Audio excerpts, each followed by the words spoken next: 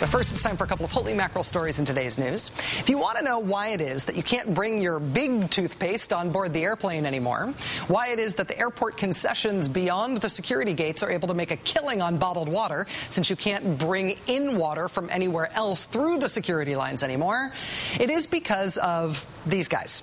Three British men convicted yesterday in a plot to blow up planes flying between the UK and here. These men were first arrested back in 2006. British authorities announced they have broken up a major terror plot to blow up airliners flying from Great Britain to the United States. Tonight, a total of 24 arrests have been made. Police officials here are saying that they believe they have picked up most of the masterminds behind this attack. This supposed attack plot involved using soft drink bottles to bring onto airplanes homemade hydrogen peroxide-based bombs. Back in 2006, British police were all over this plot. They had more than 200 people under 24-hour, 7 days a week surveillance. According to the Assistant Commissioner for Special Operations at the Metropolitan Police in London, who wrote about the investigation in the Times of London today, quote, "Key suspects in the airline plot were under intensive surveillance. We logged every item they bought. We sifted every piece of rubbish they threw away at their homes or in litter bins. We filmed and listened to them. We broke into their homes and cars to plant bugs and searched their luggage when they passed through airports. We watched as they experimented with turning soft drinks containers into bottle bombs. We listened as they recorded martyrdom videos." But what the British police hadn't yet done was arrest these guys. They wanted to suss out as much of this terrorist network as they could, and they wanted to ensure they had enough evidence to get convictions of as many of these key players as possible on the most serious charges they could get them convicted on. But according to British intelligence officials, who apparently feel free to talk about this case now that the men have been convicted, the Brits had their hand forced on these arrests when then Vice President Dick Cheney allegedly ordered the early arrest of the bombing suspect's point man in Pakistan.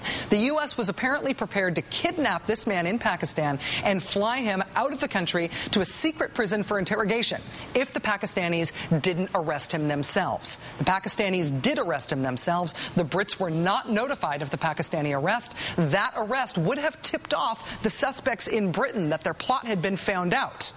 And so, because of that arrest, because of the alleged U.S. actions to cause that arrest, before the British investigation was complete, before British law enforcement had exploited that known terrorist cell to its best counterterrorism purposes, they were forced to act early, prematurely, because of the Bush administration.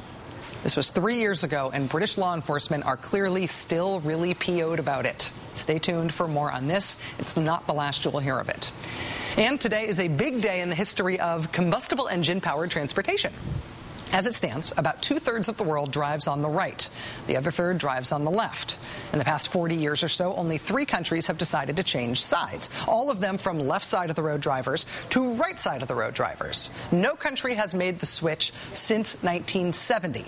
Until yesterday. At 6 a.m. yesterday, the Pacific Island nation of Samoa made the historically unique switch from the right side of the road to the left. Nobody switches that direction. The Samoan Prime Minister, a man who does not deserve to have his name mispronounced by me, but you can read it there, he thinks it will be cheaper for his country to import cars with the steering wheel on the right from New Zealand and Australia, rather than continuing to import cars with the steering wheel on the left from us. In preparation for the big switch, the Samoan government set up a driving course at a sports stadium so people could practice driving on the left. They gave the people a 2-day national holiday to prepare.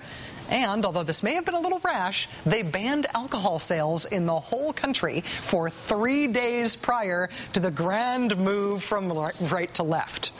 So at 6 a.m., the Prime Minister went on national radio, and he told everyone in the country to bring their vehicles to a halt. Apparently, everyone did.